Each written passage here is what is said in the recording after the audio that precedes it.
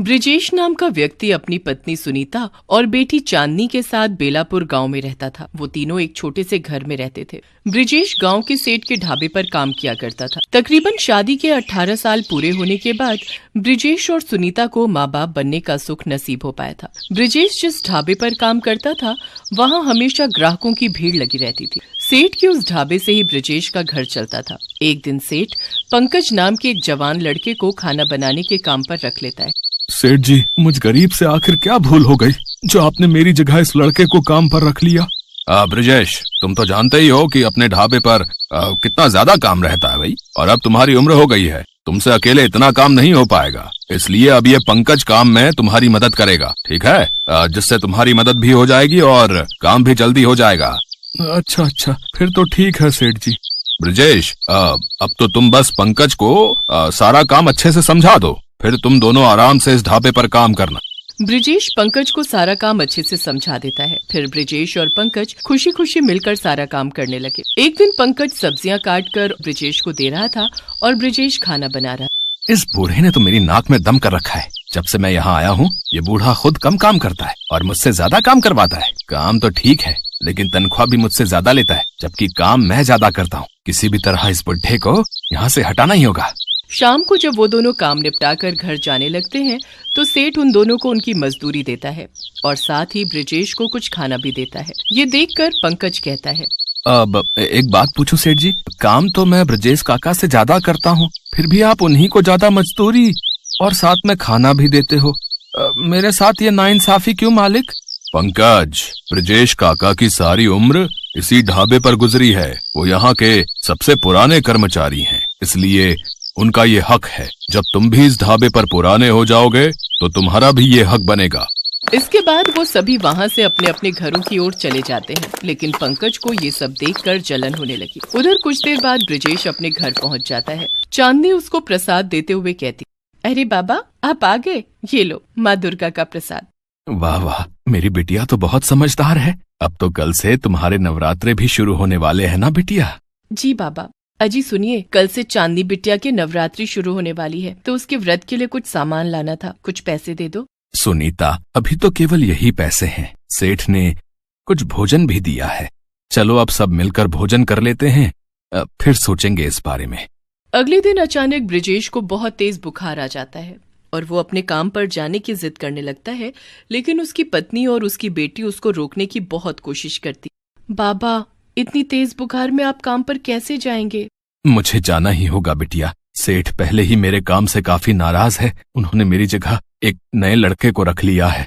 अगर नहीं गया तो कहीं मेरे हाथ से ये काम भी ना चला जाए।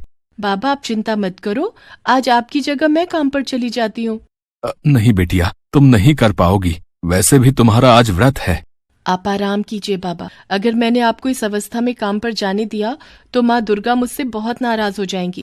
अब जाने भी दो इसे, एक ही दिन की तो बात है।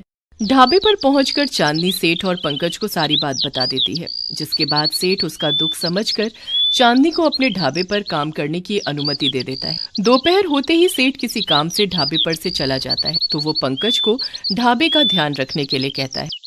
उस ब्रिजेश पर बड़ा विश्वास है ना मालिक को। आज अगर उसकी इज्जत की धज्जियां न उड़ा दी तो मेरा नाम भी पंकज नहीं है। वो चांदनी के पास जाकर कहता है, चांदनी, तुम खाना बनाने का काम रहने दो, ये मैं संभाल लूंगा। अच्छा, तुम तब तक जाकर मालिक के गल्ले पर बैठ जाओ हैं। तभी चांदनी बाथरूम जाती है और पंकज पीछे से गल्ले में से पैसे निकालकर चांदनी के बैग में डाल देता है। शाम को सेठ ढाबे पर आता है। चांदनी अपना काम खत्म कर घर चली जाती है। तभी सेठ जी घर जाने से पहले गल्ले पर नजर घुमाता है तो उसे कम पैसे दिखते हैं, तो वो पंकज पर चिल्लाने लगता है, अरे, मेरे गल्ले से पैसे किसने चुराए? कहीं पंकज ये तेरा काम तो नहीं? नहीं मालिक, मैं गरीब जरूर हूँ लेकिन चोर नहीं। भला मैं ये काम क्यों करूँगा? मेरे जाने के बाद तो तुम और चांदनी ही यहाँ थे। आप चाहे तो मेरी तलाशी ले सकते हैं। सेठ जब उसकी तलाशी लेता है तो उसे कुछ नहीं मिलता। देखा मालिक, मैंने कहा था ना, पैसे मैंने नहीं चुराए। अगर मैंने ये काम किया होता तो अब तक मैं यहाँ रुकता ही क्यों? मैं तो कब का यहाँ से भाग जाता। बात तो सही है, लेकिन पैसे कहाँ जा सकते हैं? मुझे तो लगता है ये जरूर उस चांदनी का ही काम होगा। ये क्या बकवास कर रहा है पंकज? ब्रिजेश और उसका परिवार ऐसा नहीं है, समझे? पर सेठ जी, इतने पैसे देखकर तो किसी की भी नीयत खराब हो सकती है ना। मेरी मानिए तो एक बार चलकर चांदनी की तलाशी भी ले लीजिए। सेठ पंकज के साथ ब्रजेश के घर पहुंचता है। अरे सेठ जी, आप आज मुझ गरीब के घर आए। आइए आइए, पधारिए। ब्रजेश, तेरी बेटी ने मेरे गल्ले से पैसे चुराए हैं, उसे कह दो जल्दी से मेरे सारे पैसे वापस करे। ये आप कैसी बातें कर रहे हैं सेठ जी? भला मेरी बेटी ऐसा क्यों करेगी? वो ये काम कर ही नहीं सकती। तभी सेठ चांदनी का रखा बैग उठाता है और उसे चेक करता है तो उसमें पैसे रखे होते हैं। ये देख सभी हैरान रह जाते हैं। मुझे नहीं पता सेठ जी, ये पैसे मेरे बैग में कैसे आए? सभी चोर चोरी करने के बाद यही कहते हैं। ब्रजेश, तुम्हारी बेटी ऐसा करेगी मैंने कभी नहीं सोचा था। अब कल से तुझे मेरे ढाबे पर आने की कोई जरूरत नहीं है। सेठ जी, मेरी बेटी को माफ कर दीजिए, उससे गलती हो गई, लेकिन कृपा करके मुझे काम से मत निकालिए सेठ जी। लेकिन सेठ ब्रजेश की एक नहीं सुनता और वहां से चला जाता है। तभी ब्रजेश चांदनी को पीटते हुए घर से निकाल देता है। चांदनी रोती रही, गिड़गिड़ाती रही, लेकिन ब्रजेश ने उसकी एक नहीं सुनी। तभी चांदनी हाथ जोड़ते हुए माँ दुर्गा को याद करते हुए कहती है, हे माँ, मैंने पूरी श्रद्धा से आपके नवरात्रे रखे हैं, अब आप ही मेरी सहायता कीजिए। चोरी का जो मुझ पर झूठा आरोप लगा है, आप उसकी सच्चाई सबके सामने ला दीजिए। मुझ पर उपकार कीजिए दुर्गा माँ, मेरे बाबा की इज्जत बचा लीजिए। अब कल मैं कन्या पूजन कैसे करूंगी? कोई चमत्कार कीजिए माँ, कोई चमत्कार कीजिए। नारायण नारायण, आपने देखा माते किस तरह से आपकी भक्त को सताया जा रहा है, उस पर झूठा इल्जाम लगाया जा रहा है। आपको अपने भक्त की रक्षा करनी ही होगी माते। मैं सब देख रही हूँ नारायण, मैं तो केवल चांदनी के धैर्य की परीक्षा ले रही थी। रात को जब पंकज सो रहा होता है तो दुर्गा माँ उसके सपने में आती है। दुष्ट पंकज, तूने जो आज चांदनी के साथ किया है उसकी तुझे सजा भुगतनी पड़ेगी। मेरी भक्त को सताकर तूने अच्छा नहीं किया। जल्दी से जाकर अपना गुनाह कबूल कर ले और उससे माफी मांग ले, नहीं तो इसका अंजाम अच्छा नहीं होगा। इतना बोलकर दुर्गा माँ अदृश्य हो गई। तभी पंकज जाग गया और उसे एक बुरा सपना समझकर फिर सो जाता है। अगले दिन पंकज काम पर जाता है। ढाबे पर एक पुलिस वाला खाना खाने आता है। खाना खाते वक्त पुलिस वाला अपनी महंगी घड़ी और मोबाइल टेबल पर रख देता है, फिर खाना खाकर हाथ धोने चला जाता है। लेकिन जब वो वापस आता है तो उसकी घड़ी और फोन गायब होता है।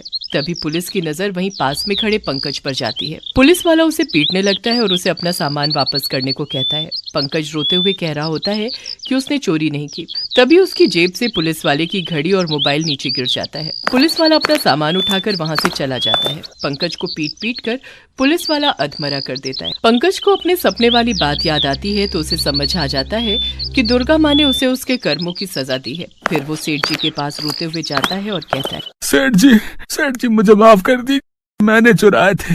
जब वो बाथरूम गई थी तो मैंने ही गले से पैसे निकाल कर उसके बैग में रख दिए थे, ताकि ब्रजेश काका और उनका परिवार आपकी नजरों से गिर जाए और आप काका को काम से निकाल दें। अच्छा, तो ये सारा किया धरा तुम्हारा था और मैं बेकार ही ब्रजेश पर शक कर रहा था। सेठ पंकज की बात सुनकर बहुत गुस्सा हुआ और वो उसी समय ब्रजेश के घर गया। सेठ ने चांदनी को ब्रजेश के घर के बाहर बैठे हुए देखा। फिर वो चांदनी को अपने साथ घर के अंदर ले गया। सेठ को वहां देख ब्रजेश घबरा गया। तभी सेठ ने पंकज की सारी बात ब्रजेश को बताई। फिर सेठ ब्रजेश और चांदनी से क्षमा मांगकर वहां से चला गया और उसे कल से काम पर आने के लिए बोल गया। उसके जाते ही चांदनी के घर दुर्गा माँ प्रकट हुई और उन्होंने सारा किस्सा बताया कि किस तरह पंकज ने चांदनी को झूठे आरोप में फंसाया और फिर कैसे माता रानी ने उस पंकज को सबक सिखाया। चांदनी, तुमने सच्चे मन से नवरात्रि के व्रत का पालन किया है, जिसके फलस्वरूप आज से तुम्हारे सभी दुख दर्द दूर हो जाएंगे। तभी दुर्गा माँ अपना हाथ उठाती है, जिससे चांदनी का घर एक बड़े महल में बदल जाता है। हे माँ दुर्गा, आज आखिर तूने अपना चमत्कार दिखाई दिया। देखा बाबा, मैंने कहा था ना, मैंने चोरी नहीं की। मेरी माँ के चमत्कार की वजह से ही आज मैं निर्दोष साबित हुई। आज तो मेरी माँ ने मुझे दुनिया भर की खुशियाँ दे दी।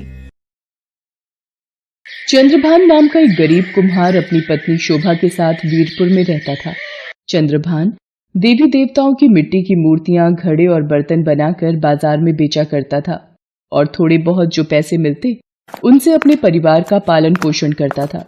चंद्रभान माँ दुर्गा का परम भक्त था। वो माँ दुर्गा की दिन रात पूजा किया करता था। एक दिन, हे माँ जगत जननी, आपने हमेशा मुझे दुखी देखकर सुख की छांव की है। हमें आपका ही आसरा है माँ। हम भक्तों पर सदैव अपनी ममता रखना माँ। शोभा, ये लो माँ का प्रसाद। अरे क्या हुआ शोभा, तुम लेटी क्यों हुई हो? तबीयत तो ठीक है ना? पता नहीं जी, सुबह से चक्कर आ रहे हैं और बेचैनी भी हो रही है। अरे पहले क्यों नहीं बताया? रुको, मैं बिमला दीदी को बुलाकर लाता हूँ। चंद्रभान पड़ोस में रहने वाली विमला को बुलाकर लाता है। विमला शोभा से सारी बातें पूछती है। कुछ देर बाद, शोभा 9 महीने बाद मिठाई तैयार रखना, तुम माँ बनने वाली हो। क्या विमला दीदी ये सच है? सुनो जी, आपने सुना? हाँ शोभा, मैंने सब सुन लिया है। मेरी देवी माँ की कृपा से तुम्हारी गोद भर गई। हे देवी माँ, अपनी कृपा रखने के लिए आपका बहुत बहुत धन्यवाद। चंद्रभान और शोभा माता रानी के चरणों में शीश नवाते हैं। चंद्रभान अब दुगनी मेहनत से माँ दुर्गा का नाम लेते हुए मूर्तियां और बर्तन बनाता और बाजार में बेचता। चंद्रभान और शोभा को बस अपने बच्चे के आने का इंतजार था। एक शाम, मुझे लगता है मेरे दर्द शुरू हो गया है। आप विमला दीदी और दाई माँ को बुला लाओ। विमला और दाई माँ आ जाती हैं। विमला दीदी, ये माँ दुर्गा का प्रसाद का जल आप शोभा के मुंह में डाल दो, उसे आराम मिलेगा। ये कैसा चमत्कार है? माँ दुर्गा के नाम का जल पीते ही शोभा को ये आराम मिल गया और ये बच्चा भी आसानी से हो गया। जय माँ दुर्गा। बधाई हो चंद्रभान भैया, लड़का हुआ है। जाओ वीरेंद्र हलवाई से लड्डू का डिब्बा लेकर आओ। चंद्रभान मिठाई खरीद कर लाता है और सबका मुंह मीठा करवाता है। शोभा और चंद्रभान बेटे के जन्म के बाद बहुत प्रसन्न थे। वो अपने बेटे को माँ दुर्गा के चरणों में माथा टिकाते हैं। शोभा, माँ दुर्गा की कृपा से जब से हमारा प्रथम पैदा हुआ है, मेरे कारोबार में भी वृद्धि हुई है। अब मुझे और ज्यादा मूर्तियां और बर्तन बनाने होंगे। हमारा लाल तो हमारी जान है जी। माँ ने प्रथम को झोली में दे दिया, हमारे जीवन में खुशियां आ गई। प्रथम के आ जाने से चंद्रभान और शोभा की जिंदगी ही बदल गई थी। दोनों उसके साथ खेलते, बातें करते, अपने लाल को बहुत प्यार करते। धीरे धीरे वक्त बीता। प्रथम 9 महीने का हो गया था और घुटनों के बल चलता था। एक सुबह, सुनो जी, कहाँ हो? अरे ये तो बर्तनों के लिए चिकनी मिट्टी तैयार कर रहे हैं। प्रथम सो रहा है, तब तक जल्दी से खाना तैयार कर लेती हूँ। शोभा भोजन बनाने झोपड़ी के भीतर चली गई। चंद्रभान माँ की भक्ति में आंखें बंद किए मिट्टी रौंद रहा था और माँ का ध्यान कर रहा था। चंद्रभान मिट्टी को पैरों से कुचलता जय माता दी का जाप कर रहा था। तभी उसका बेटा प्रथम घुटनों के बल चलता अपने पिता की ओर आ जाता है।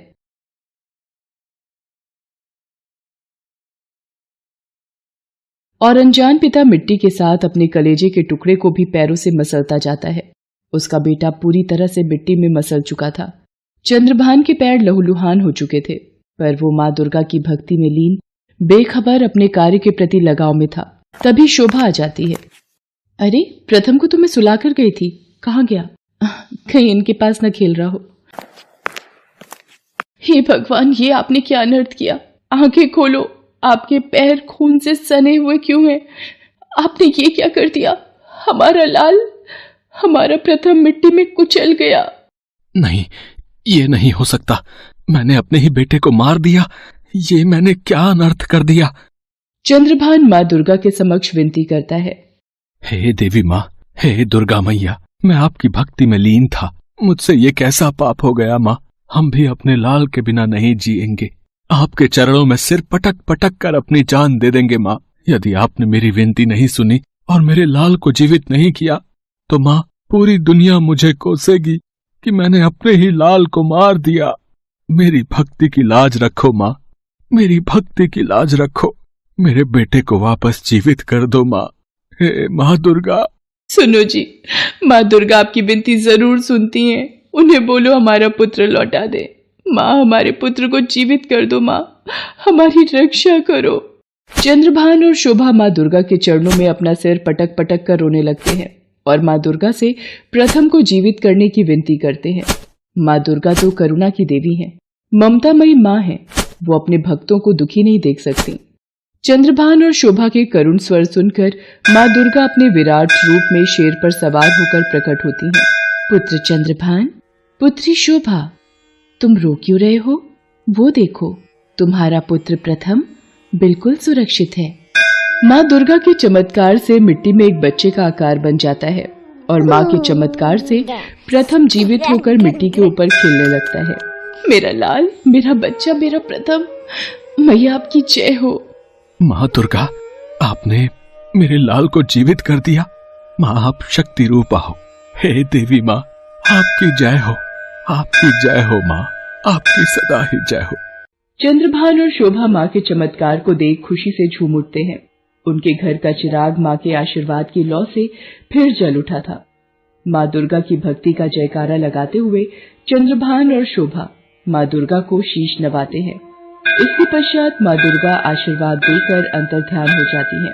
शोभा, माँ ने हमारी भक्ति की लाज बचा ली। आज उन्होंने हमारे प्रथम को नया जीवन दिया है, इसलिए हम प्रथम को माँ वैष्णो देवी के दर्शनों के लिए लेकर जाएंगे। उसके बाद चंद्रभान और शोभा अपने बेटे प्रथम को लेकर माँ वैष्णो देवी की यात्रा पर जाते हैं और माँ वैष्णो देवी गुफा के दर्शन करके अपनी झोली खुशियों से भरकर घर